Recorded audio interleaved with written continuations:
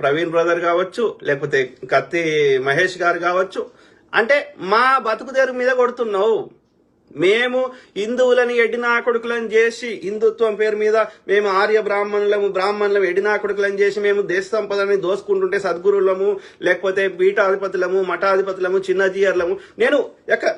నేను మొత్తం ఏమంటారు ఒక సర్వసంగ పరిత్యాగినని చెప్పి ఒక్కొక్క దగ్గర 1000 కోట్లు ఎందుకుంటాయి? వీళ్ళు చేస్తున్నది దోపిడీ. వీళ్ళు చేస్తుంది రాజకీయ నాయకుల ధనవంతుల యొక్క నల్లధనాన్ని తెల్లధనం చేస్తున్నారు ఈ యొక్క మఠాధిపతులు, పీఠాధిపతులు. ఎందుకంటే ఇట్స్ ఎ ఎన్జిఓ అంటారు. ఎన్జిఓ అంటే నాన్ ప్రాఫిట్ ఆర్గనైజేషన్ కింద ఎవడైనా డొనేషన్ ఇస్తే సోర్స్ అడగరు. ఆ డొనేషన్ ఇచ్చిన ఆర్గనైజేషన్ నుంచి మళ్ళీ బయటకు తీస్తే అది తెల్లధనం అవుతుంది.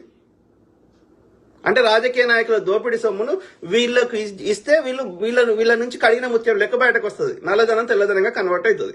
అయితే వాళ్ళకేం లాభం? ఈ నల్లధనంలో ఎంతో కొంత పర్సంటేజ్